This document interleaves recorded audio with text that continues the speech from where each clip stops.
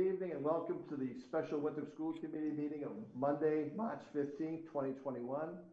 The meeting will be held live and through Zoom teleconference. Patty, can you please call the roll? Yes, Ms. Barry? Here. Mr. Boncory? Here. Mr. Capabianco? Here. Mr. Mad. Here. Ms. Swope? Here. Ms. Powell? Here. Mr. Perrin? Here. The meeting will be recorded and may be televised live. Ms. Powell, will you lead us in the Pledge of Allegiance this evening? I pledge allegiance to the flag of the United States of America and to the republic for which it stands, one nation, under God, indivisible, with liberty and justice for all. Thank you, Ms. Powell. Patty, do we have any public comment this evening? Yes, we do. We have Andriana Pavlos. Good evening. Good evening, and thank you for allowing me to public comment. I've been joining the school committee meetings consistently since the summer, as I'm sure many families have as well. I've sent emails to the school committee with concerns about the lack of plans being implemented, and I've consistently raised my hand every 2 weeks to share those same points via public comment. My concern is who's actually listening. As we've learned from the pandemic, numbers do not lie, and data is a backbone for decision making. The amount of emails, the amount of attendees to these meetings, the amount of public comments, the survey responses from families, all of these factors coupled with public health data should have been enough evidence to start additional days of in-person learning for all students. We were supposed to be hybrid in September when we had the lowest amount of positive cases and no vaccine. We went hybrid at the end of the holiday season and at the peak of the town's highest positive case count. In-school spread thus far has proven to be a non-factor. Now, the trend of positive cases is going down, and they have been for weeks, yet the Commissioner of Education had to be granted special authority to get kids back in school full-time. Last Monday, the superintendent and school administrators presented their plan to reopen. I was dismayed that only one school committee member had follow-up questions to the plans presented. As ambassadors for public education, I'm asking the members before me be responsive to the constituents of this town, sensitive to the needs of all students, and advocate for all of our students as you were elected to do as a member of the school committee, and support additional days of in-person learning for all students. Thank you. Thank you for your comment. Patty, do we have any additional comment? I do have an email from Kathleen Capuccio. Yeah, could you please read that? Yes, I will read this into public comment. So this was received on March 10th. Dear school committee members, I am attaching an article which discusses the mental and emotional health crisis never seen before affecting our children and teenagers during the pandemic. The American Academy of Pediatrics, NAMI, Psychiatric Times Health and Education Resource Center, CDC, and many more experts are continually saying that one of the best ways to help our children from this mental health crisis is to get them physically into school where they deserve to be. Mrs. Barry has discussed at numerous meetings the mental health toll of this pandemic on our school children, yet it does not seem to be terribly alarming to some members. I could talk about the mental health effects that my children are suffering, but those stories don't seem to impact some on the committee, so I'm hoping that sending an article with statistics and factual information might garner your attention. Please stop putting our children first, even if it's not for the academics that they're missing. Would you please consider that we have children in our district that have been hospitalized due to depression, anxiety, and suicidal ideations, on top of so many of our children that are now in therapy and are taking depression and anxiety medication, who were not in these situations prior to the pandemic. These are not my opinions, they are facts. The mental and emotional effects of this pandemic on our children will be seen for many years to come because the mental and emotional health has not been a priority.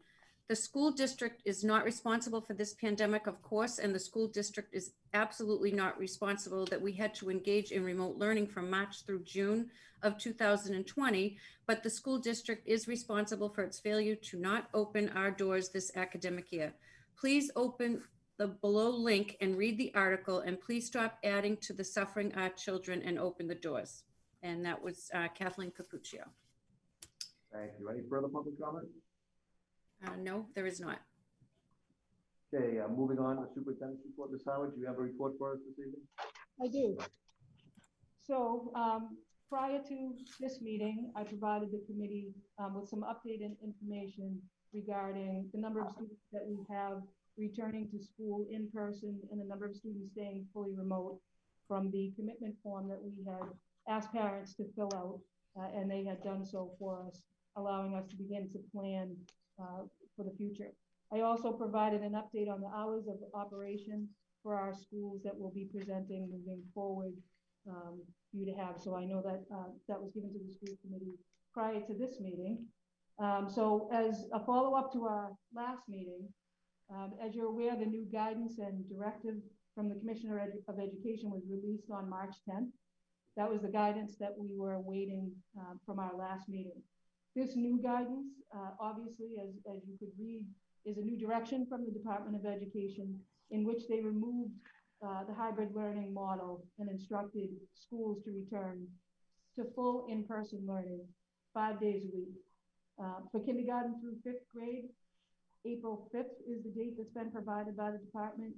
For grades 6 through 8, April 28th was the day that was provided from the department. And for grades 9 through 12, the department did not give us a date and said that they would determine that date later and unfortunately provide us with information in the near future. Although we had an idea that this was coming based on the commissioner's verbal notifications that full in-person learning and the removal of the hybrid model was being considered, it wasn't until March 3rd that we were all formally notified, and then not until March 10th until we were provided with the details of the expectations of the transition to full in-person learning for April. That being said, prior to any notice, we had been committed to returning as many students to in-person learning as possible since we transitioned to the hybrid learning model on January 4th. And we've increased our numbers weekly since that date as well. It should also be noted that our community has done an amazing job of decreasing the positive cases of COVID-19 and enabling us to consistently remain as a yellow community for several weeks in a row. And since the state changed the model of how a community would be red versus yellow. This cannot go unnoticed. However, as we learned of yet another potential transition, we once again immediately shifted our planning at the school district's level and began the process of creatively thinking and redesigning our facilities and schedules to meet or exceed the March 10th guidance and directives from the Department of Education. The directives include the change in social distancing from 6 feet in the classroom to 3 feet, while remaining at 6 feet for all things in which our kids will remain unmasked, such as meal times and mask breaks. The expected transition and the short notice of this major change can't go under-recognized, especially in understanding the planning for 1,900 students and 320 staff members. I am more than happy to report the work that has been done on our end has not stopped, not at the beginning of the school year and certainly not with the multiple transitions that we have. There is an inordinate amount of work that has been done in the past 2 weeks and more that needs to be accomplished to successfully return all of our students to full in-person learning in a manner that will allow them to remain safe and without further interruption, and we are dedicated to doing this.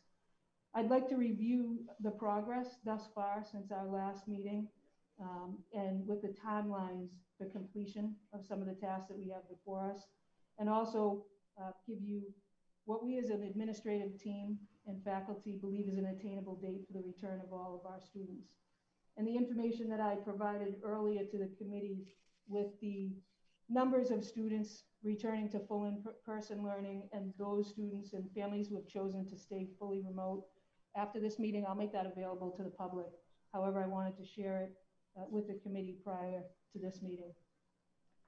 So I'm going to give you an overview of those numbers just so that community has them as well.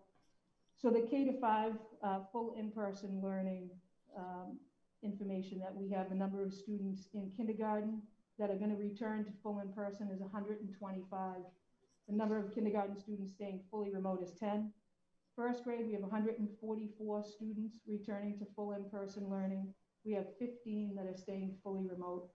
And in second grade, we have 133 students that are coming fully in person, and 12 that are staying fully remote.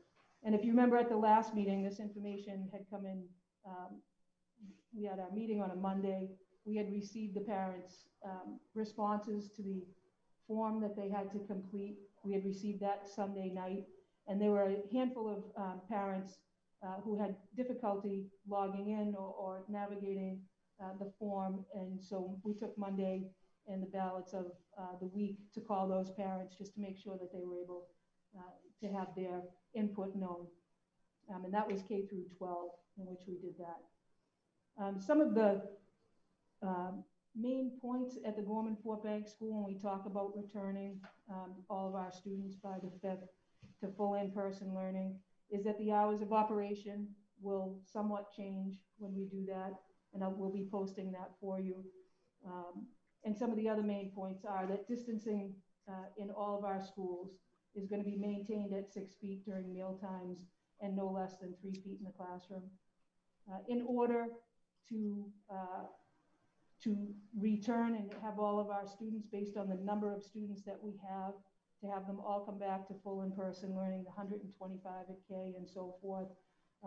We've determined as an administrative team that we will need to return to the pre-pandemic schedule, and that would include specials being conducted during the school day.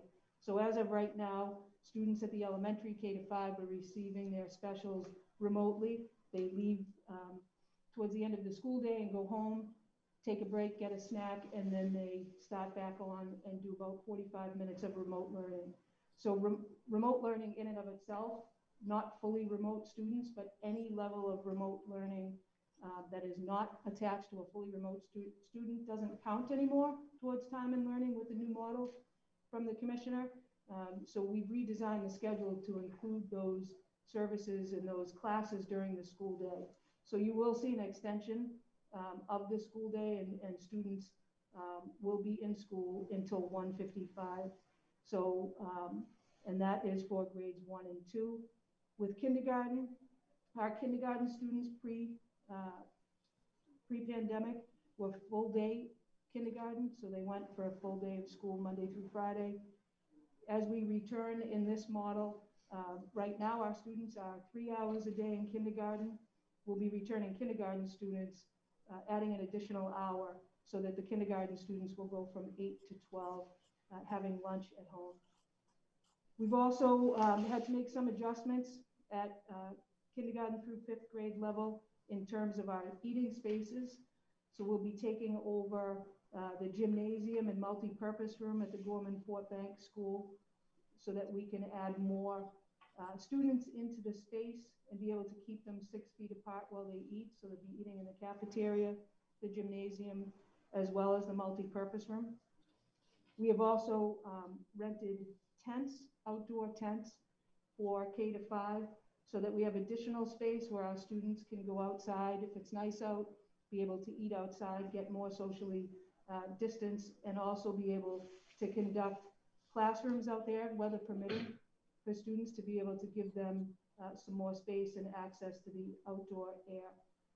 At the Gorman Fort Bank School, we're going to need to add additional staff to the building. We've already posted for those staff members and are actively seeking one classroom teacher and some additional monitors and academic support staff. We're confident that those folks will be on board with us. And our remote learners, they'll continue at the Fort Banks as well as the Arthur T. Cummings School to engage in live learning for the full day schedule. However, they may be, However, there may be a change in the remote classroom teacher. We're hoping not to have to change the actual teacher for the classroom, but that may be necessary depending on some continued adjustments in the schedule. The other piece at the elementary school, actually K to 12, that's going to remain the same as Wednesdays will continue to be half days for students, full days for teachers. That's another one of our recommendations. We will meet our student learning time. Again, not doing the remote specials at home, adding those back to the daily schedule will enable us to meet the 25 hours of live teaching, which we need to meet based on the Department of Education's mandates. Some differences at the Cummings School, and then I'll move on to middle school and high school. Distancing is going to, again, to 6 feet in the class, in the eating spaces, and 3 feet in the classrooms. We're going to strive to be more than 3 feet in the classroom if we can, but depending upon the number of students in the room, which is pretty much maxed out based on the returning number of students, we believe 3 feet will absolutely be the minimum, but if it can be 4 feet in one classroom, 5 feet in another, we will strive for that. Talk a little bit about the numbers at the Cummings School as I did with the Fort Bank School. In grade 3, the number of students returning fully in person 5 days a week is 104. There'll be 18 students that will stay fully remote. In the 4th grade, we'll have 126 students that will be coming back to full in-person learning, and we'll have 20 students that will remain fully remote. And in the 5th grade, we'll have 98 students that are returning to full in-person and 31 students staying fully remote. The hours of operation during full in-person learning will be 8:25 to 2:25. Again, at the elementary level, that Wednesday is going to stay half days for students and full days for teachers. The additional staffing for the Cummings School is no classroom teachers will be added. However, we will need some more bodies on the ground to do student monitoring and some academic support. The reason behind that, the student monitoring increase, just like the Fort Bank School, is we'll have multiple eating locations. So we cannot fit all the students at 6 feet in the physical cafeteria. So we'll be using the gymnasium at the Cummings School as well. And we'll also have a tent for the Cummings School that will be off the cafeteria, so in between the cafeteria and the current playground. That will allow us to have students transition or be in a similar area if we're going to have some overflow for eating, if it's nice out, but also for mass breaks, and it will provide some cover on days in which students are standing outside getting ready to transition into the schools. In terms of middle school and high school, so I know everyone's had an opportunity to read the commissioner's guidance, and in that guidance, the commissioner has put a deadline for middle school students to be back April 28th, which is an odd date. It's smack in the middle of the week after school vacation. We are planning to meet and actually exceed that expectation and come back prior to that. So let me talk a little bit about the numbers first. For the full return, grade 6, 114 students will be fully in person. 25 families have chosen to stay fully remote. 7th grade, there are 130 students returning to full in-person learning, 23 students staying fully remote. And in the 8th grade, 122 parents and families have committed to full in-person learning, and 32 will remain fully remote. The hours of operation are going to stay the same as they are now in hybrid. It's 8:30 to 2:55. And in order to keep our kids socially distanced, there's about a 5-minute lag in the transition. So some days kids are getting out at 2:35, 2:45, 2:55 during the week. So the hours of operation are 8:30 to 2:55, but certain days your child, depending on the grade, will be released a few minutes early. Same distancing at the middle school as there is at the elementary. Again, similar to the elementary school, we're reverting to the pre-pandemic schedule so that all classes can be conducted with no remote learning for kids who are back to full in person. Our remote students will continue to live stream in as they have been for the majority of this school year. Different than the elementary schools, we have an outdoor tent being installed, and I'll speak a little bit about the dates when I review a quick timeline.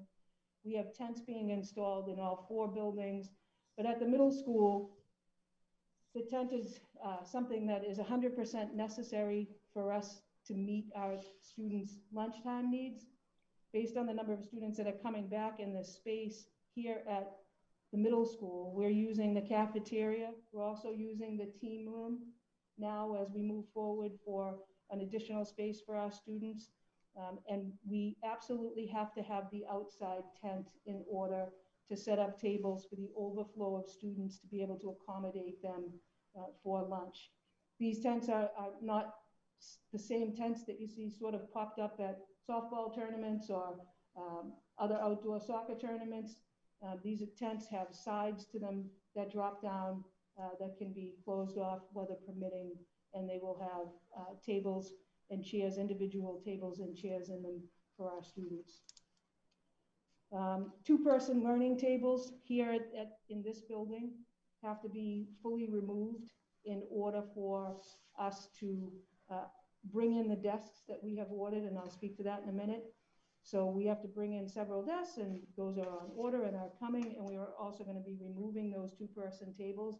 Lots of conversations about furniture that I'm aware that folks are sort of annoyed with the fact that we have to change the furniture, but the 5-foot 2-person tables do not accommodate our students at 3-foot distancing or 6-foot distancing. And that is why those need to be removed and replaced. There'll be additional staff at the middle school that will be hired for monitoring and for academic support. Again, we're using every classroom space in the middle school as well as the high school. So using all those spaces, when students are eating in the team room, there has to be someone in there monitoring those students at that time. So those have been posted, and we are fully confident that those will be filled. Moving on quickly to the high school, and then I'm going to go through a sort of a summary timeline to give folks an understanding of what our next steps will be. So at Winthrop High School, grade 9 students, 99 grade 9 students have chosen to come back to full in-person learning. 43 students and families have decided to stay fully remote. At grade 10, 83 students are coming back to full in-person learning, and 50 students are staying fully remote. At the 11th grade, 81 students are returning to full in-person learning, and 53 are staying fully remote. And at the 12th grade, 81 of our students are coming back to full in-person, and 64 are staying fully remote. Our hours of operation will stay the same, and Wednesdays, again, as all the other schools, will continue to be half-day. Outdoor tents for the high school.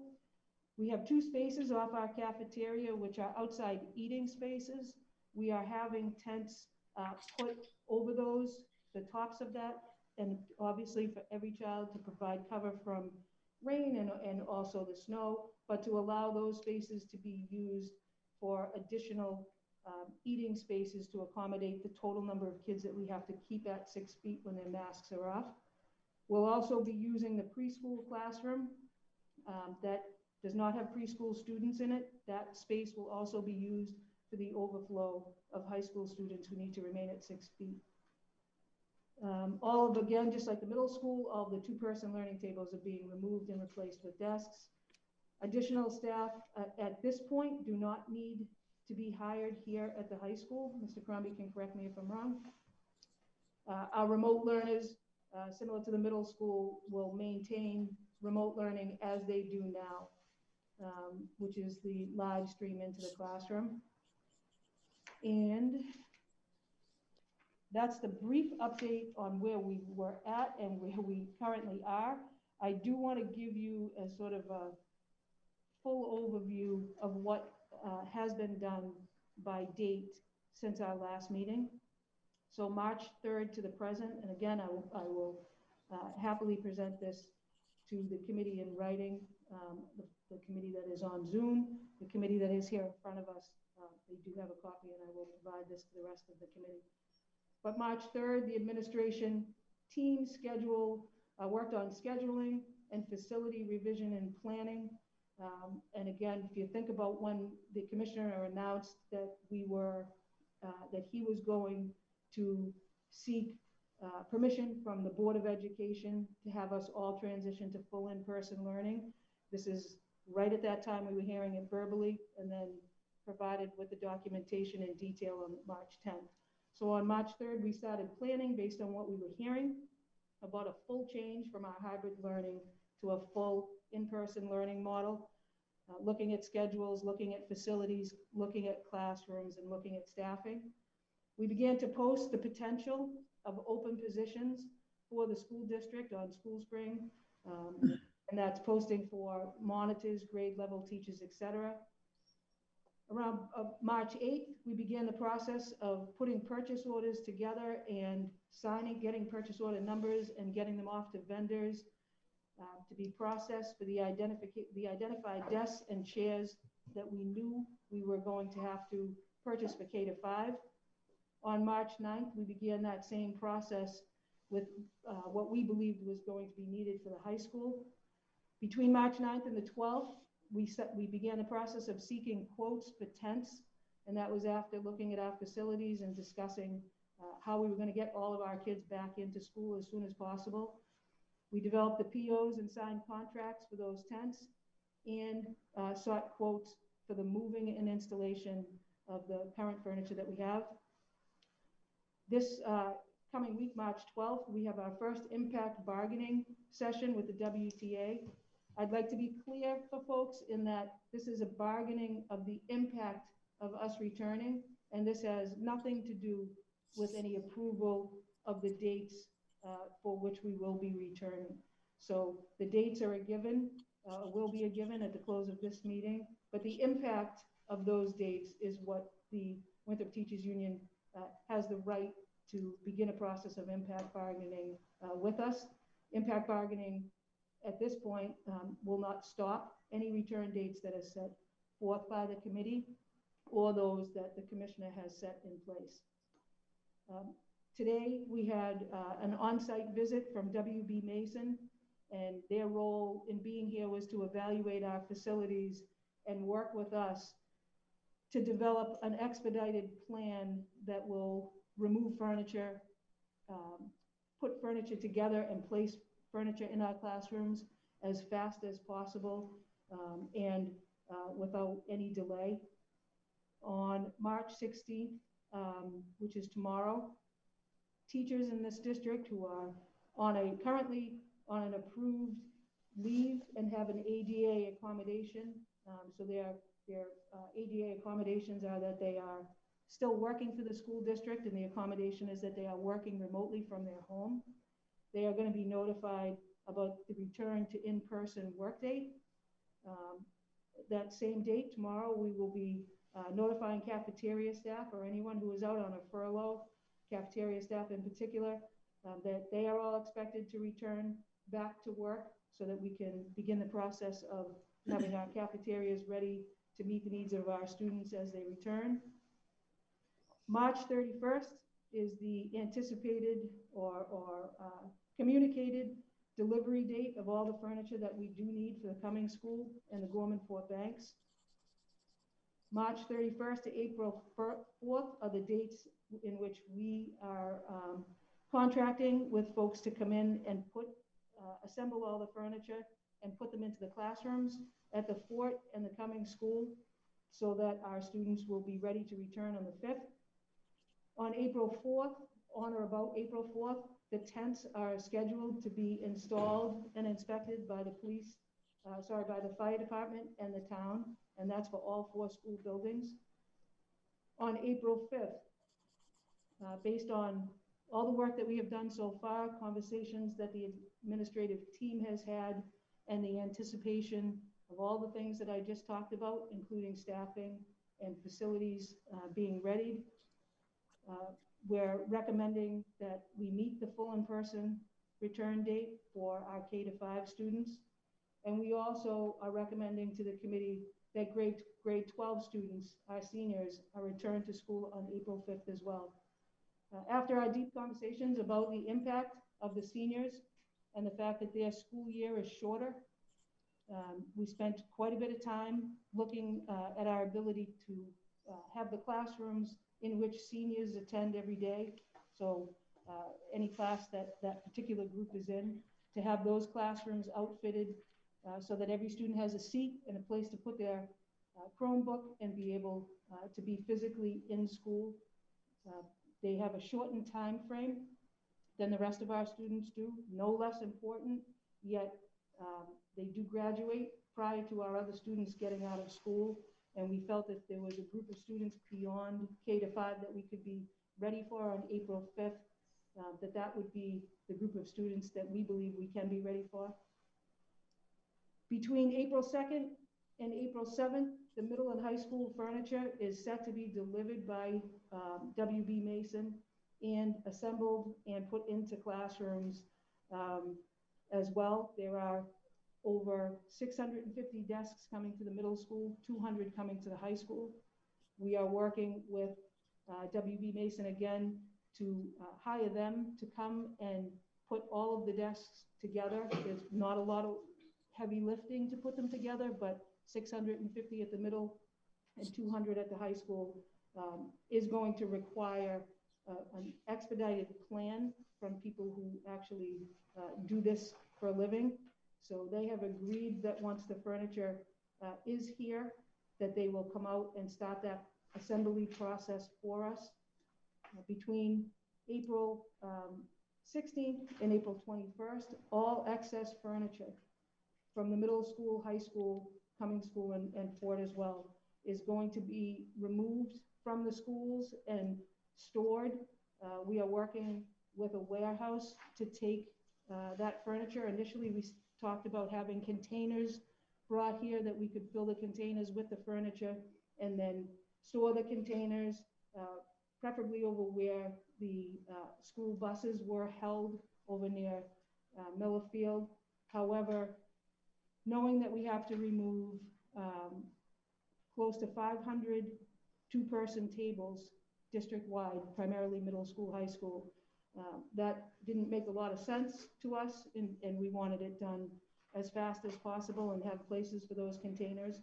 So we believe our facility staff worked hard to identify a warehouse that would be able to take those tables and house them until we were able to make a decision about what we were going to do with those tables long term. And on next recommended, so again, now don't forget we have April vacation, which for the first time in my 32 years of a career as an educator, I wished April vacation wasn't something, because April vacation is a time in the middle of the month in which our students are not in school. It does line up pretty closely to the delivery and installation and removal process that we have to go through. That week when students wouldn't be in school would be the ideal time to do it. Prior to that, we may have a few days in between that in which the furniture is here all put together and the other materials are removed. However, we can't do that while the kids are physically in school. If that was the case and we didn't have April vacation, I would say we could return grade 6 through 11 on the 19th. However, that's April vacation week. So there are no students in school that week. The Department of Education had given the random date of April 28th, which is a Wednesday. And again, they just gave that for middle school and didn't include high school. We can be ready by the Monday after vacation for middle school and high school. I see absolutely no need to separate the high school from the process or to delay the high school from returning if we can do it before any deadline. So apparently, Department of Education is going to let us know about the high school sometime in April. Here in our school district, again, I see absolutely zero reason to separate the middle school and high school kids from the timeline and treat them as one. Just a few bits of information that, again, I provided to the committee, but I think is important for the public. to hear and know in terms of costs associated with what we're doing and where those costs are coming from. I think at the last meeting I said I wasn't worried about the cost. And you know, the word worry, I guess in my vocabulary meant I was going to do my best to make sure it wasn't a barrier to returning our kids as soon as we could. And I said that with a surety because of my knowledge of the funding sources that we have during this pandemic and the funding sources that are being communicated to us at the state level. So there are funds called ESSER 1 and ESSER 2, and there's also a funding source that is providing money to school districts for the whole process of returning students to school.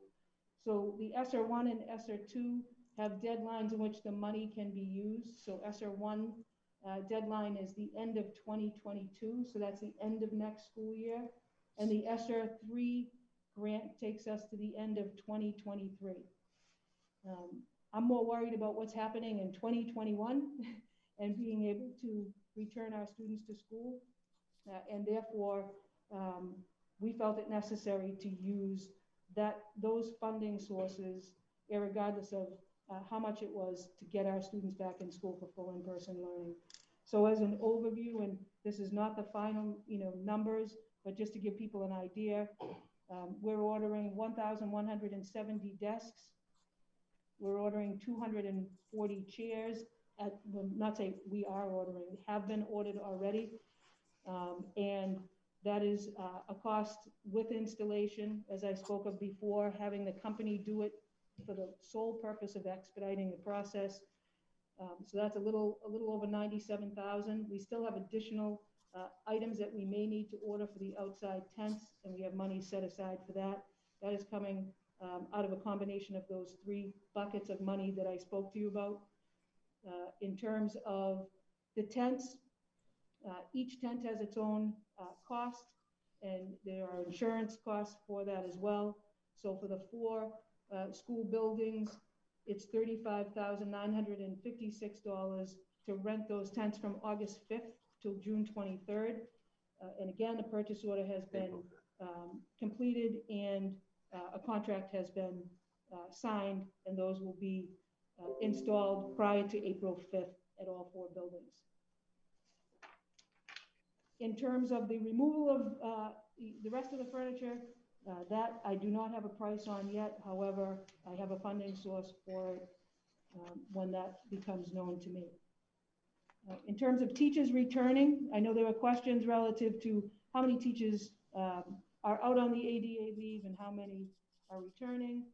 So in terms of how many are out, I can revisit that with folks. There are 8 high school teachers that are out for medical purposes and receiving the ADA accommodation to work from home.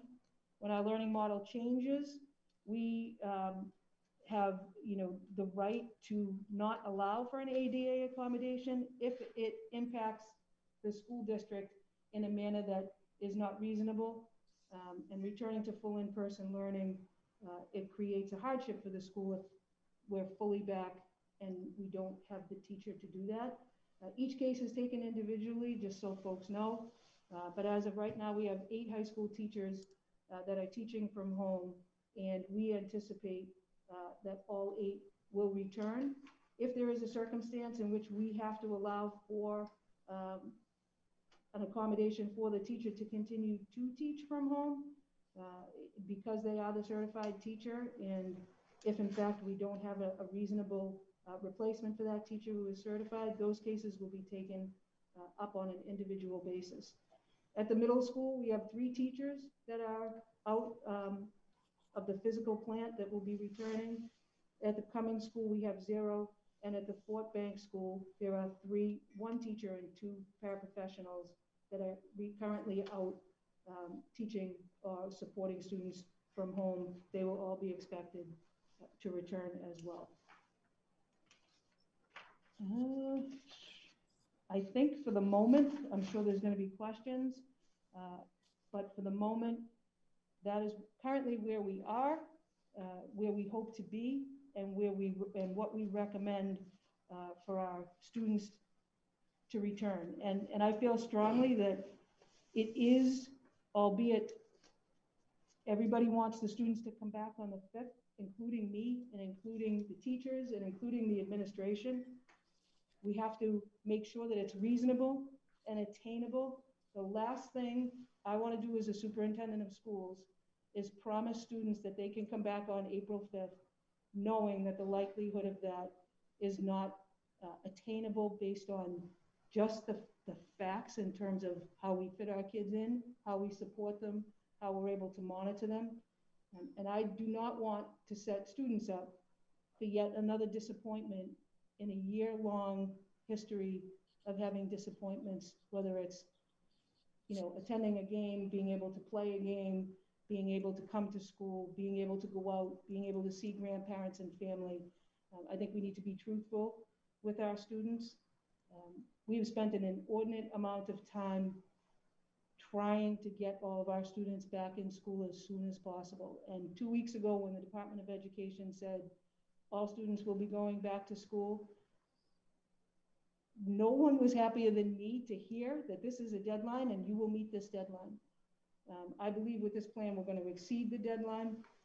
Never once did it come up as a discussion at my administrative level that we would be treating high school students different than middle school students because of the unique setup that we have here in Winthrop.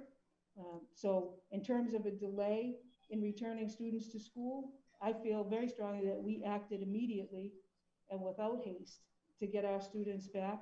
And a prime example of that is not separating our middle school and high school students and really paying attention to the impact on all students, but where is our flexibility?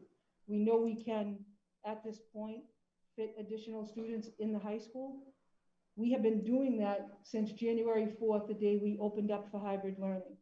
So we returned our high need students and we continue down the line with our students who are homeless, students in foster care, ELL students, and then moved on district-wide to a criteria sheet that we developed in August and revised in December, that if we had room to return more students than were on the list of students that were eligible to return, that we would continue to do that, regardless of the plans from the state. And we have done that, and we will continue to do that until all students are back in school full-time. And that is the end of my recommendation and information that I felt was critical to provide the committee to help them make more decisions as we move forward. Does anyone have any questions for Superintendent Howard? Ms. Swope. Thank you, Mr. Chairman. I just want to ask, so your recommendation is we return as recommended by the state, April 5th, K through 5, and then in the high school. I'm sorry, and the seniors. And then the others your recommendation is to return between what? I'm sorry, maybe I missed that. Between April 16th and 21st? So it would be to return. So the recommendation, just to be clear, is my recommendation would be for everyone to come back tomorrow. I know. In fact, we were set Me too. that. But in terms of every bit of information I just provided you with, which was an overview of a much larger picture, given what we know and in terms of deadlines and getting what we need and having everything ready for our students, my recommendation is that K-5 return on the 5th, as recommended by the Department of Education. Grade 12, our seniors, also return on the 5th, given the fact that they have a shortened school year and given the fact that we do have a little bit of flexibility at the high school without the things that we need to get everybody back. We have some flexibility. We felt that the seniors, because of the time frame, they would be the group that would be next in line for the as soon as humanly possible piece. And then in terms of the remainder of the students, grades 6 through 11, given the dates that I provided you with that are known dates in terms of the delivery of the furniture and the implementation of it and the return of our teachers, the day after April vacation is over. Department of Education says middle school kids by the 28th of April. I'm telling you, we'll be prepared for middle through grade 11 to return prior to that date and bring them back on Monday, the 26th. The 20, I'm sorry, the 20 what? 26th of April. Okay, thank you. Are there any further questions? Mr. Capabianco? Thank you. My question is simple. If we voted for a full return for all students on April 5th, would we be breaking any laws? It would depend upon where they were going to eat and where they were going to sit in a classroom. Would you be breaking a law? I don't know if you call it a law, but the directive from the Department of Education has gone from 6-foot distancing in classrooms to 3-foot distancing in classrooms. I am thrilled that it's gone to 3 feet. And however, to put them 3 feet in classrooms, I have to have a place for kids to sit and a place for them to put their Chromebook. I can tell you that as of April 5th, we will not have that at the middle school and high school. And in the lunchrooms, we have to keep students 6 feet apart when their masks come off. We've identified more space for kids to sit, but the second they take their mask off, until we have the physical chairs in the room to keep them distanced and a place for them to sit and put their lunch and eat in a manner that is acceptable for children, we will not have that furniture delivered to the middle and high school by April 5th. So if we put them back in the school, Tino, to give you a direct answer, if we put them in classrooms and ask them to stand 3 feet apart, I guess we could do that. I don't know of how many kids will stand for 6 hours a day while balancing a Chromebook in their forearm. And if we put them in the cafeteria, if we make sure they stand 6 feet apart, they can stand 6 feet apart and eat on April 5th, but they cannot eat in the fashion that children need to eat on April 5th without an individual desk and a place to put their food. A follow-up, Mr. Chairman? Yes, Mr. Capabianco. Could there be a number of students who volunteer to sort of sit in the back in a chair with their Chromebooks on their lap that do not need a desk? You can't sit them in the back. We sit them in the back of a room. Is that what No, you're back of the, instead of having a desk, they're in a chair and they put their Chromebook or laptop on their lap. So we don't need to save desks. Could they be asked to do that? Sure. Yeah, well, could some students, volunteer to do that? I'm sure students could volunteer to do that. I don't know if the committee, it would not be my recommendation that students sit for 6 hours with their laptop on their lap in a chair, but that would be my recommendation would not be to have students do that in terms of a full educational experience for the day. But the committee certainly can weigh in on that. Mr. Chairman, may I ask a question? Yes, Ms. Barry. So the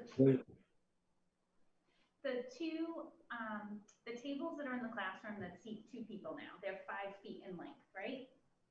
Correct. Okay, so if you have one child, so hear me out, this might be crazy and in the weeds, but I'm just trying to think outside of the box here. So if you have one kid at the far end of the table facing forward, and the other kid on the other side of the table with his Chromebook in his lap, you could make that work if they're 3 feet apart, seat to seat, right? For 2 weeks, then you move out the furniture the week of vacation and you get, it's a temporary solution, but it spacing wise, it could work. It's not ideal, but it's still. So I'll let Mr. Curley speak to that because one would think that until you see the desks, the tables in the room, and when the people sitting beside the people that are sitting back to back. But Brian's pretty good at explaining this. Yeah, so in terms of that, I think it's like, as somebody mentioned, it's very difficult to have somebody sit in a seat with a Chromebook. And to be honest, the goal is to get the kids back into school. And a lot of the work that's done in school in a lot of classes isn't necessarily used on a Chromebook. So I don't think we want to force our students to come back and sit on a device the entire time and be uncomfortable. I know for personal experience, and then for having meetings in there, but students, it's like when the students sit in some of our stools in science classes for 45 minutes, if they're going to be in there for multiple classes, they're not comfortable. So to me, they're going to be facing the same direction. They're going to be, 3 feet apart. It's not an ideal learning environment for anybody, especially for middle school students from 8:30 the 255. But Mr. Curley, can you speak to the, because it took me a while to figure this out too, but can you speak to the desk configuration in a classroom if you had 12 desks and then you would need, 6 more tables to stay in that room, and how that won't allow the 3-foot distancing when kids are on each end because of the requirement to stay facing forward? Yep, so we looked at in terms of if we kept some tables in, but we have some sections that are going to have up to 24 students in them. Typically each grade level is probably a couple of those classes, especially for all specials. And you're not able to maximize your space. So if you're keeping tables and bringing some desks in there, you're not going to fit the 24 you need for some of those classes.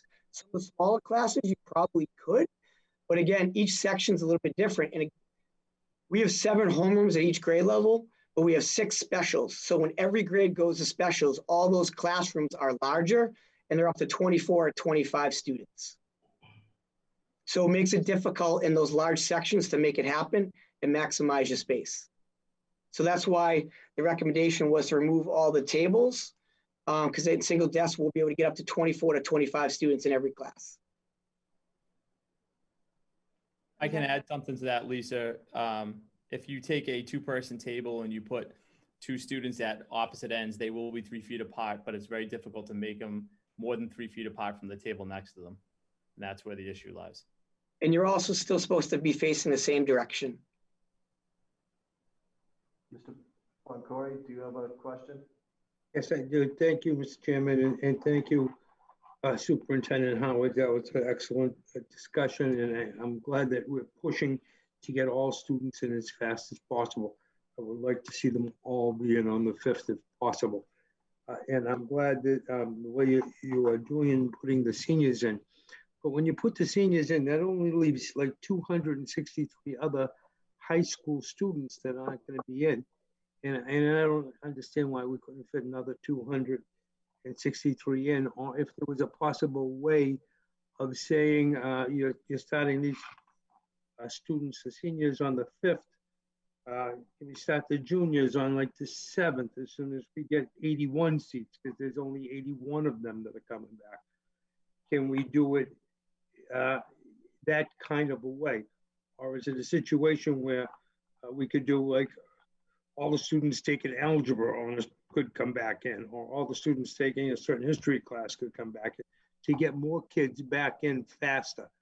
I understand there's a situation with the middle school, the wrong desks, because we have the 2-seated desks, so you need 600 there. But I can't imagine us needing all that in the high school with only, outside of the seniors, 263 students that are gonna come back. Is there a way to get them back before the 29th? Yeah, I mean, if, again, we've spent an inordinate amount of time trying to make this an equitable process, for all students and not split groups up. In terms of the high school, I can let Mr. Crombie speak a little bit to the classroom layouts and why, obviously the additional furniture is required to give kids an actual place to sit down and do their work. And if something comes in 2 days earlier and we're able to make it work 2 days earlier, there's no reason for us not to do that. However, again, we go back to the giving kids a reasonable understanding of when they're coming back. And I think, parents as well. You have a lot of parents at the middle school and high school level that are also reliant upon, the siblings for daycare, and their work schedules are different. And those things have to change. I mean, this is going to be, I think, the 4th time we've worked with parents to say, okay, your schedule is changing again, and we're going to change things up on you one more time. Hopefully this is the last time. We're trying to do it in the most systematic, equitable way and fastest way we can. We have a lot of creative heads in the room. At one point, we thought we might have to apply for a waiver at the elementary.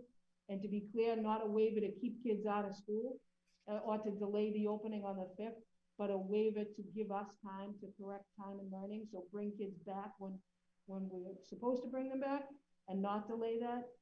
But the creativity of the principals and multiple people thinking outside the box, we changed the schedule back to the pre-pandemic schedule. to be able to accomplish that. So we do not need to apply for a waiver, and nor were we ever going to apply for a waiver that was going to delay the opening. Mr. Crombie, I don't know if you want to speak to Mr. Boncory's question about bringing back handfuls of kids, you know, or classes, and how that was discussed, you know, with us in terms of why we landed with bringing all the students back, with the exception of the change with the seniors at the same time. Sure. So one of the challenges that we have at the high school level is we have, you know, over 200 sections of classes that are all mixed grade levels. So it's not like in the lower levels where a certain group kind of travels together through the school and our schedule rotates. So there's a lot of logistics in it that make it a little bit more difficult to bring in different groups of students at once. Bringing back the seniors, we know based on the furniture that we have currently in the classrooms, which is mainly desks, and some classrooms have a mixture of desks with some tables, that we can absorb the impact of that. And maybe I'd like to say a couple more, but I think when we get into like bringing in another grade level of kids is where we're going to cross that line where we don't have the space, and we would have students that would have to either stand or sit in a chair without a desk in front of them. So it's not necessarily about, I guess, specific grade level. It's just about the amount of seats that we have available that we can bring in at the right distancing, which includes the number that we have for our seniors coming back, and not too much more at this moment. And Mr. Crombie, I think it's important just for everybody to hear that I talked earlier about the process of continuing to bring back students who we have wanted to bring back, and we're in the process of bringing back based on different circumstances with each child. So beyond the high needs kids, beyond students who are experiencing homelessness, beyond our foster care students, beyond our ELL students, but many of our students who have become known to us through conversations with parents that have unique circumstances that we have brought back more often for, you know, in many cases 4 days a week. We're not stopping that process. So until all kids are back, and once all students have the opportunity on the dates that you know, have been recommended, if that's the dates that the school committee agrees to, because they're before those deadlines, you know, we're going to continue to do that. So if there are additional students that we need to bring back for certain circumstances, and I know that there are based on conversations with the principals, that process is going to continue until every child has the opportunity to be back five full days a week. Mr. Chairman? Ms. Barrett? Yes. So I understand the spacing constraints for the largest classrooms, right? The largest common denominator. But that is not going to be the case for every single class. And one could assume that maybe in half their classes, there might be a seating issue where a child has to have their stuff in their lap, whatever it is, a Chromebook, a clipboard, whatever it is that they have. I think what we have to think about is that level of discomfort more uncomfortable than remote learning, or is that an acceptable level of discomfort for a child in a classroom? Is it more important for them to be in a classroom and be slightly uncomfortable because they have to keep things on their lap, or is it more comfortable for them to be, you know, in bed, half asleep, camera up at the ceiling? So that's my struggle. I hear what everybody's saying and appreciate the work that's gone into it, but where I struggle is, you know, what is the acceptable level of discomfort at this point for 2 weeks? Jim? Yes, Mr. Martucci. I really believe that working together with the staff and of course the students and the parents that want to get back to school, that I believe this can be done full in person, K to 12, on April 5th, and the fact that we're not breaking any laws or rules or regulatory codes, that I'm going to make a motion that we return all students K to 12 no later than April 5th Do I have a second on that motion? Second that motion, Mr. Chairman. Seconded by Mr. Capabianco. I'd like to make an amendment. Oh, I'm sorry. Ms. Powell, You're muted. you're muted. Sorry, yeah, go ahead and make an amendment. My amendment would be that the date that was proposed in your motion be that it only occur if there are no violations of the regulations or laws of the Commonwealth. I'll second that amendment. Any discussion? Sorry, Mr. Chairman, just one more time on that amendment, just, I missed it, I'm sorry. The amendment is just that we go back on the date of your motion, provided that there are no violations of any laws of the Commonwealth or any regulations that are enforceable. Can I ask a question? Sure. Is it open for questions? Yes. All right.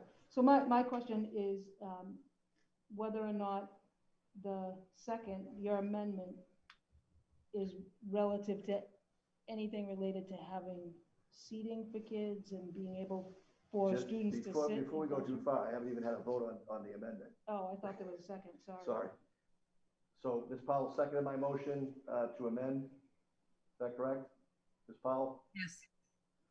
Okay, any discussion on the motion to amend? Ms. Swope? Let's see. Lisa has spent a lot of time and energy on making this decision.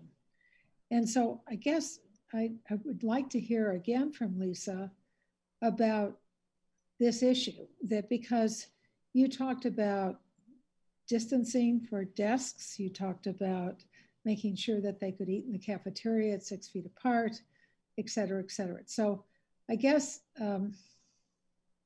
before the committee overrules everything you've just recommended, can you speak to it again about the issues that you're facing? Yeah, I mean, honestly, my role is to just let the committee inform the committee of what we as a school district, an administrative team, the people that are putting all this together, believe would be attainable in order to bring all students back to school. That was the charge that I had. And coupled with that charge were dates that were implemented by the Department of Education. The dates were nice. I could tell you we never had any thought process of exceeding them, only doing better. And so as part of that charge, I had to go back and look at how can we do this, not just me, myself, but had to bring in facilities, had to bring in principals, teachers, look at schedules, see how we could accommodate everything that is in that. I think it's 20 some odd pages of a directive from the Department of Education. And so tonight I brought forth to you all of the ways that we believe we could bring our students back on or before the deadline set by the state, all while keeping the students following the criteria, the mandates. There are other items in that 20 some odd page documentation from the commissioner that is guidance. Guidance is guidance. Directives are and mandates are mandates, and we're pretty schooled on that here as an administrative team. So we did our best to see how fast we could return students to school, and our best to inform the school committee of what it is that we needed to accomplish in order to make sure we met the mandates. We considered the guidance in a reasonable fashion as it relates to Winthrop and the situation that Winthrop Public Schools is in. And the dates that were provided with you is a reasonable, honest, and what I believe is attainable way to return students without violating any of the mandates and making sure that we were being equitable to all families, including those who may be reluctant to send their students back to school and those who want their students back to school tomorrow. That's my job, is to tell you what's reasonable and what we believe is the people who are charged with moving forward with whatever the committee states, what we believe is attainable, reasonable, but most importantly, safe and in the fastest way possible for our students. Those dates that I gave you were reflective of what I know in terms of what we need and how quickly we can get it here. And we've spent the last 10 days just to speak to the changes that we have to make that are mandated. We spent the last 10 days working with a whole large groups of people, different people, tent people, facilities people, to get this done as fast as we can. And that's the information you have before you. In terms of the April 5th for all students and the motion, I gave you the reflection of what I know is attainable, but we'll do what the committee asks us to do moving forward. Thank you. Mr. Boncory. Yes, I take it you're making that amendment so that Lisa, as the professional, has the opportunity that if she can't get the tent in so that she can meet the mandate of the children in middle school leaving 6 feet apart, she can delay it until she does have that tent? The intent of my amendment is just that if we reach a point where we're in the process of coming back, that there is a regulation or a law that we would be violating by going forward, that we not do so. Such as the example that I just gave. If that is a regulation or part of the law, yes. Point of information. I mean, by going back, we would be violating a guideline, which I am fine with, but not be a law or regulation. So I think that's the difference, and that's the confusion of the amendment. My amendment is clearly no violation of any regulation or law. Okay. Ms. Swope? I guess then now I'm even more confused because Lisa, you're saying that given what you understand to be a regulation or just a guideline about the desks and the distance, et cetera, et cetera, et cetera, because we're talking 2 weeks, right? Because there's a week of school vacation. So now we're talking about the difference between in 14 days. Yeah, right? I mean, so a regulation is, I'll give you an example. Students have to be 6 feet apart during lunch. All right. Right, that's a regulation that we have to abide by. How we do that, having them sit, stand in school, outside of school, in the parking lot, that's how you accomplish the regulation. But the regulation is that you have to have them 6 feet apart when they're unmasked.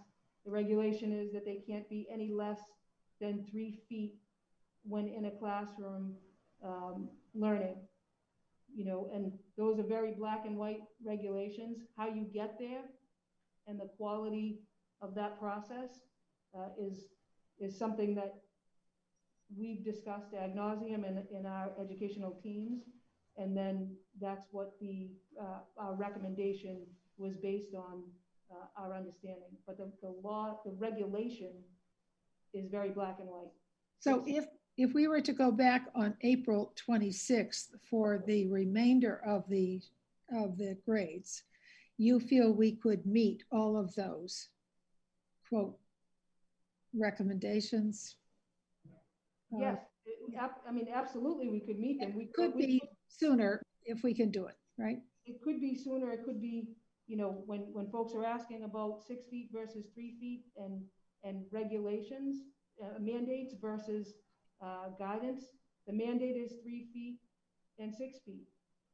It's all in, you know, how you put them in the room. You can certainly do, as I said, you can have the students come in the room and stand 6 feet apart for lunch and stand 3 feet apart in the classroom, and not sit down at a desk.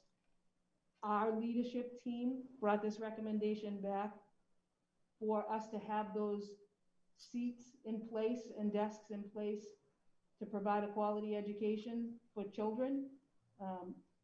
However, without the desks and without the chairs, we can still bring kids into a classroom and have them stand 3 feet apart in the classroom and stand 6 feet apart in the cafeteria, or sit on the floor 6 feet apart. I mean, that's, again, it's very black and white. It's a matter of how the committee chooses to move forward with the way we educate the students 6 feet apart in the cafeteria and 3 feet apart in the classroom. Thank you. Can I ask a question? Yes. Barry. Sorry. In regards to chairs, I would assume that there's chairs for every student now. Are we talking about a chair shortage because of the chairs in the cafeteria being attached to tables? So that's a piece of it, some cafeteria, because we're not using those tables with the chairs attached. But when you're talking just chairs, we had to add 120 chairs at the Cummings School and 120 chairs at the Gorman Fort Banks. And chairs here in the classroom with the 2-person tables, we already have the chairs, the physical chairs for the students. So we didn't have to order physical chairs at the middle school and high school. We had to order the desks. Okay, so, yeah, sorry. Except for the cafeteria, the additional desks and chairs in the cafeteria, we had to get the desk plus the chair. But the classrooms, only for a handful of classrooms did we need more chairs. So we're moving out tables, not chairs. We need the chairs. So arguably, you would have enough chairs to bring back everybody on the fifth, whether they have a table or not, and you could space people out 6 feet apart for lunch by putting them in different rooms, essentially. By putting them in different rooms, like you just in a chair, yeah. not with anything else, right? Well, some with chairs and desks, whatever, yeah. So Brian and Matt, I'll let you talk because I think we're talking specifically about the middle and high school right now. Yes. Brian and Matt, I'll defer to you on the lunchroom spaces. I know that the additional desks and chairs, a small handful are needed for that, but Brian, why don't you start? You're on mute there, Brian. So for lunchtime, if that was the case, the chairs could be spread out 6 feet in the classroom. The barriers we would face is we would need to hire at least 6 to 7 additional staff to cover those classrooms because teachers are on their lunch breaks during that time. That would be the major barrier during lunchtime. And then also making sure that obviously students clean up after themselves. That would be the major barrier at the middle school for lunch. Could we get lunch mothers like we used to do when we were little? I think that's what we discussed. At the high school level, we have enough chairs to outfit to accommodate all of our students in our classroom. And it would mean in all of our classrooms.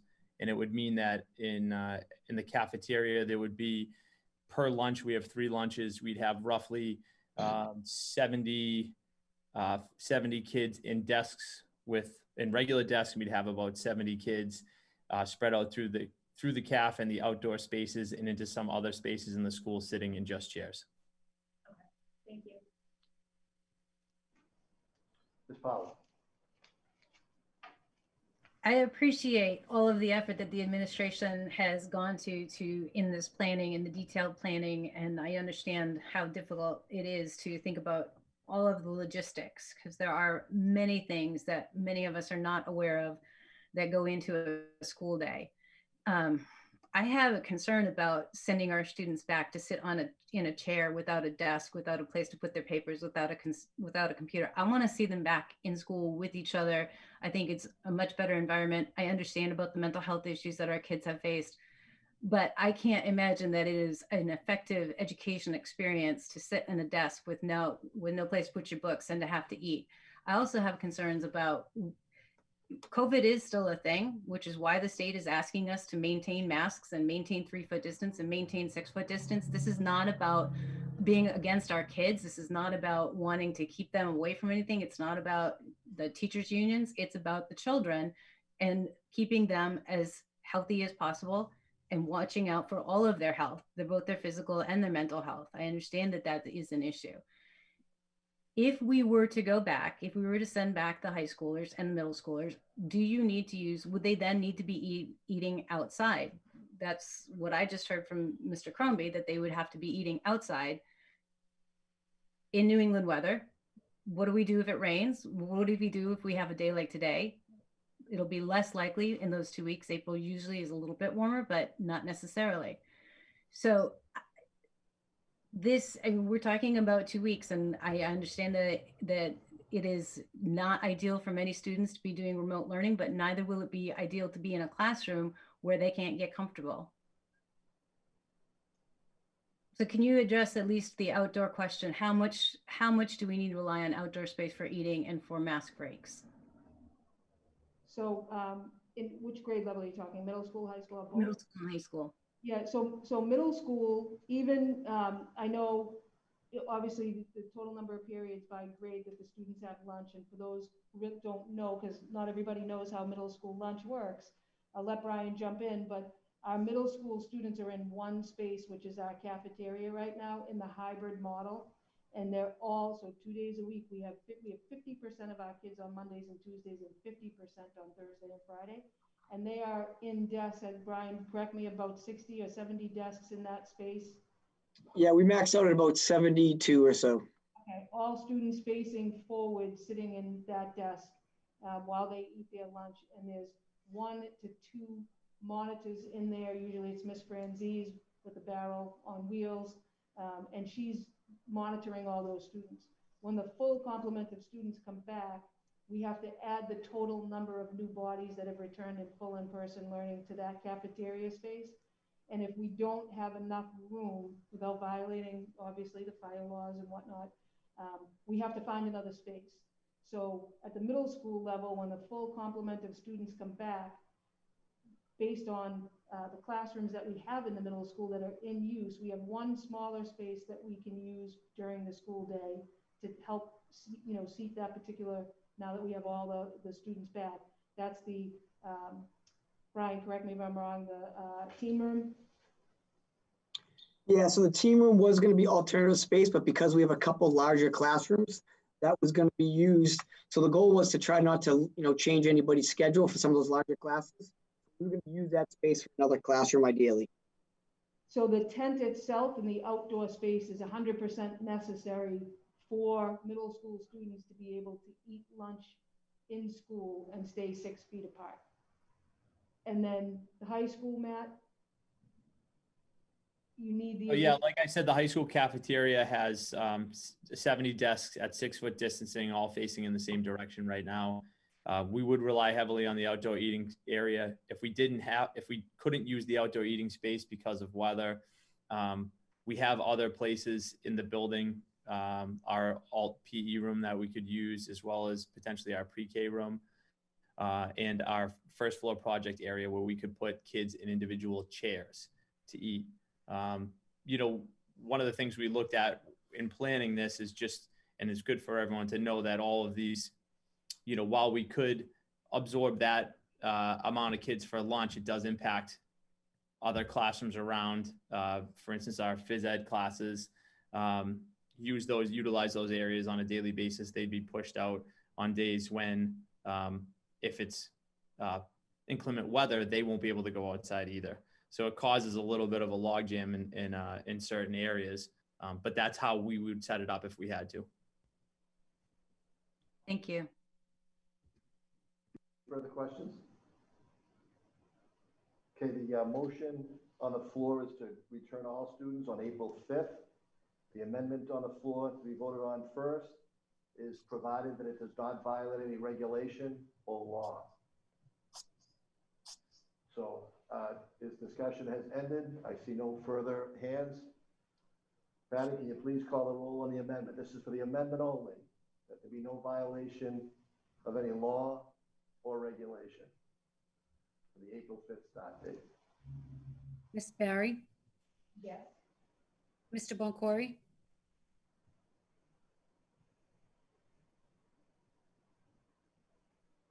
As long as Lisa, who's a professional, is making the call as to what violates a law or a requirement, I vote yes for this.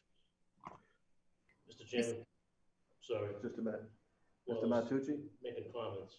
I think Lisa's, I'm sure she knows everything, but I'd rather have our attorney make that call. Well, Ms. Howard, I would ask you to consult with an attorney if this does pass.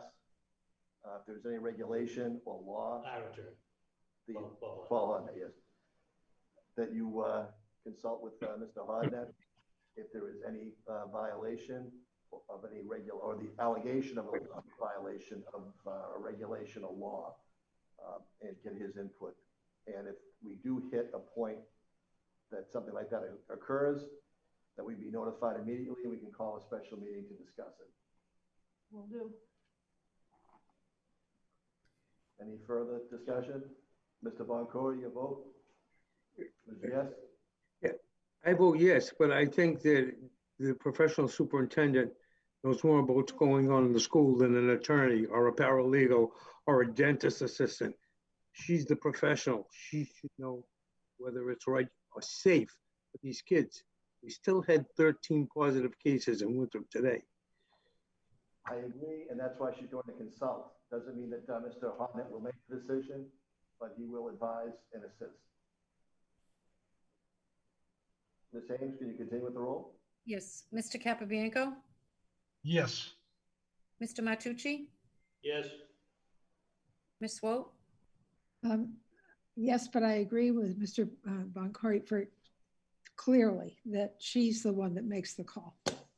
So, Ms. there's a Powell? lot of comments, Mr. Chairman. What are we voting on? And can we call the roll again? We're not supposed to have comments during roll call. I agree. The vote has been called for. The amendment, this is just on the amendment itself, which is that we not violate any regulation or law when moving forward on the vote for the April 5th date.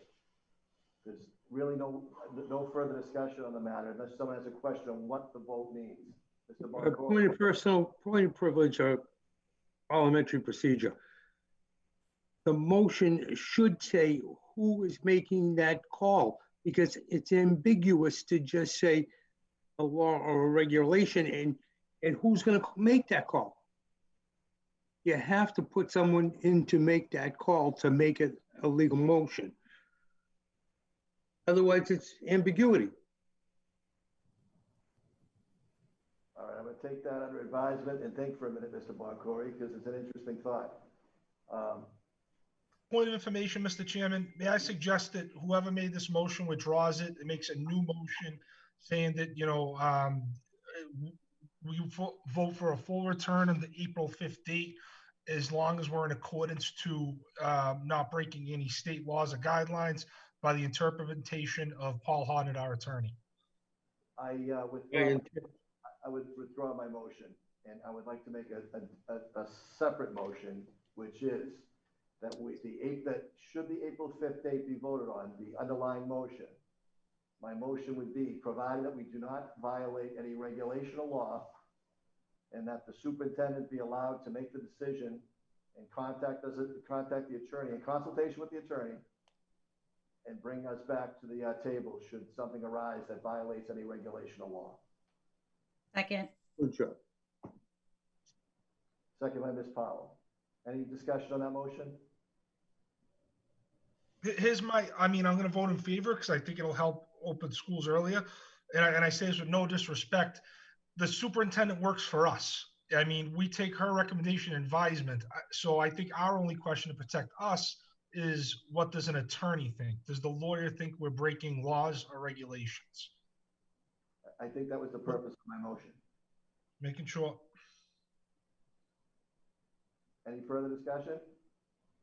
Ms. Haynes, can you call the vote? This vote is on the amendment that on the underlying motion of April 5th, provided that there is no law or regulation broken by moving forward with that date, and that should a violation be encountered by the superintendent, that she report back to us after consultation with Paul Hartnett, the school committee's attorney.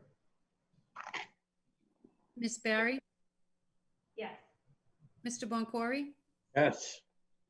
Mr. Capabianco? Yes. Mr. Matucci? Yes. Ms. Swope?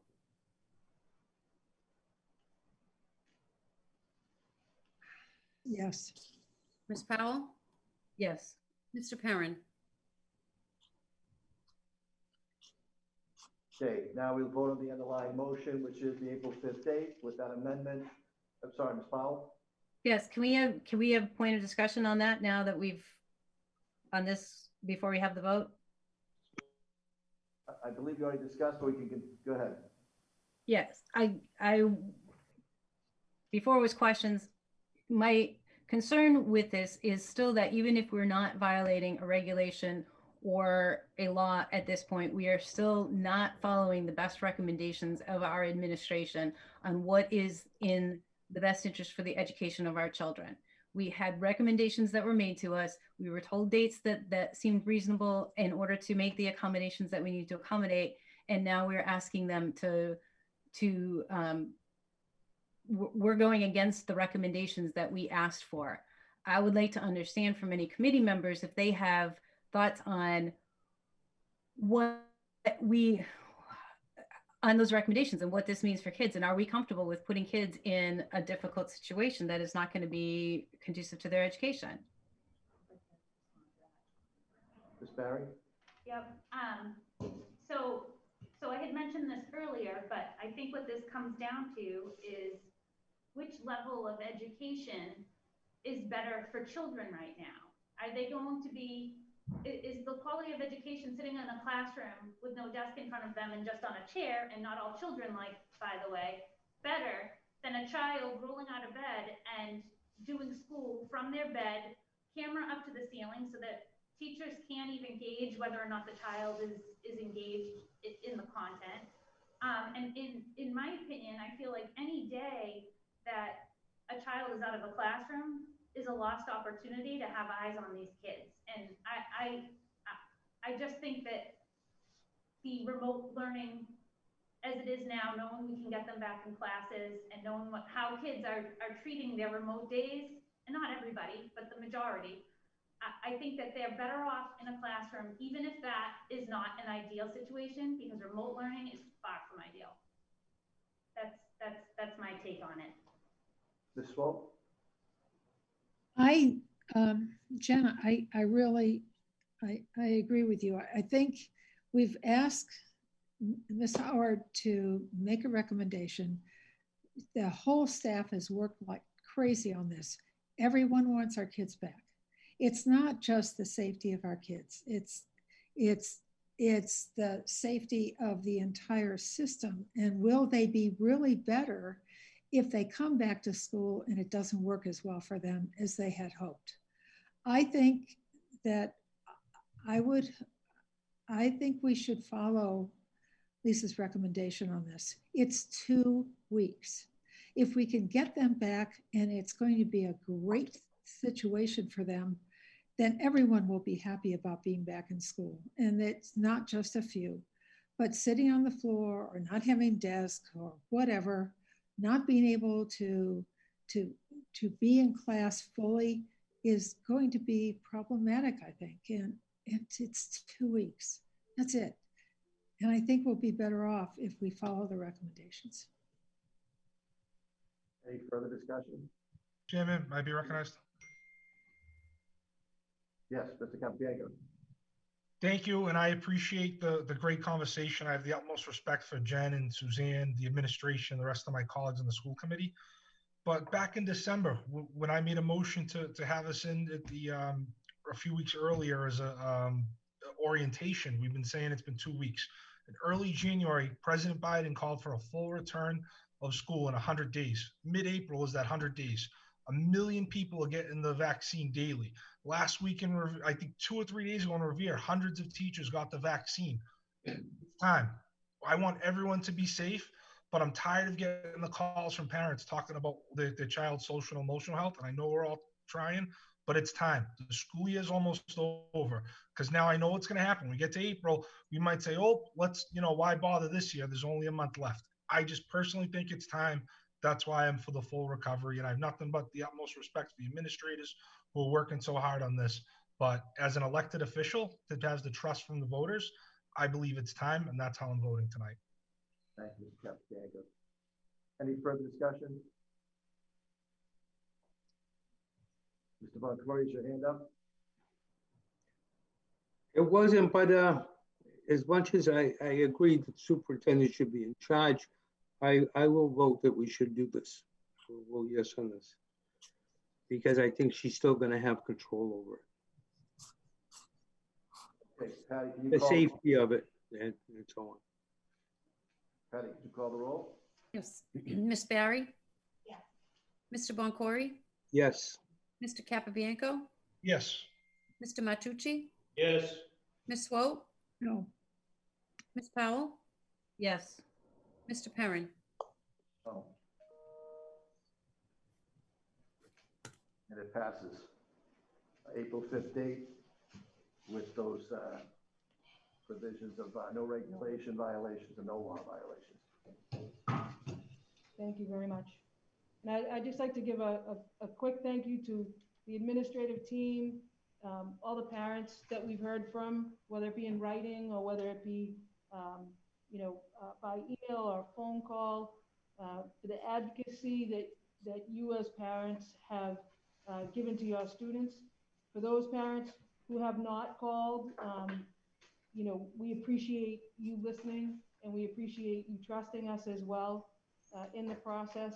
Thank you to the committee for listening and taking in and understanding what this process and this new change is all about and what it entails and what the thoughts are from the administrative team on how to transition our kids in the safest and most equitable manner. My job is to advise the school committee. I believe I've done that tonight in the best interest of children. My focus will always be what's in the best interest of children. That may not always be what's in the best interest of adults, and I understand that, and perhaps that's why I have 33 years as an advocate and an educator with a primary focus on children. We have never taken our foot off the gas pedal in terms of returning students to school, all students. There's one thing that we can agree on, is that students do need to be back to school. All children need to be back to school in the fastest, safest manner that we can get them. We will continue to do that as we move forward. I am awaiting the day that every student in the Winthrop Public Schools is back to full in-person learning, and I value and respect the families that are not just ready to do that.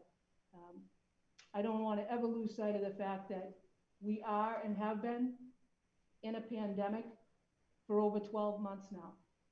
That's the one consistent thing that we have had. We have climbed mountains, moved mountains, purchased things that we never thought we'd purchase, trained people how to do things that we never thought that they could do. People are forgetting about the good that comes from this pandemic that we're in. Teachers know more about each other now than they ever knew before. Our young teachers looking up to our veteran teachers in terms of their knowledge and the breadth of information that they have in terms of how to teach students.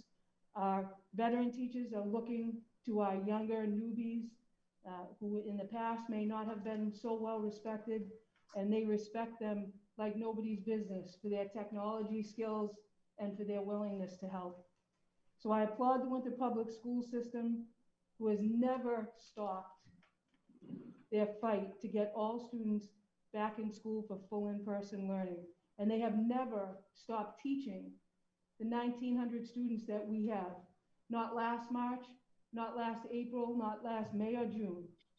And they opened the doors and sat in their seats behind their desks under the roof of the buildings in the Winthrop Public Schools, teaching all 1,900 students from their classrooms with nobody in front of them until this state allowed us and until this community allowed us to start to bring students back into school when the state of Massachusetts changed the goalposts, moved the goalposts, and miraculously made us a yellow community, when in fact, we were Frank's Red Hot Sauce Red.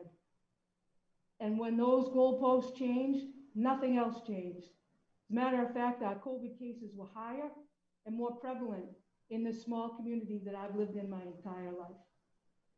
Again, I thank the committee, I thank the parents, and I thank the kids, the most resilient, smartest students in the Commonwealth. We will welcome you back with open arms.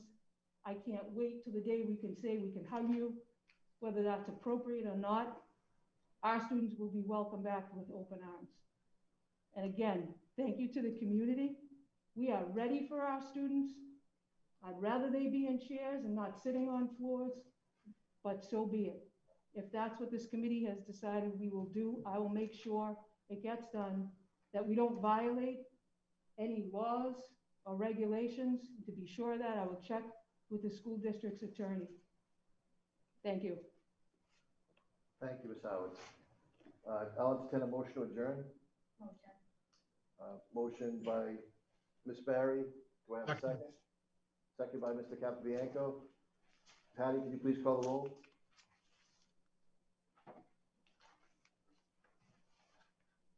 Patty, you're on mute. I apologize. Ms. Barry? Yes. Mr. Boncory? Yes. Mr. Capabianco? Yes. Mr. Matucci? Ms. Swope? Yes. Ms. Powell?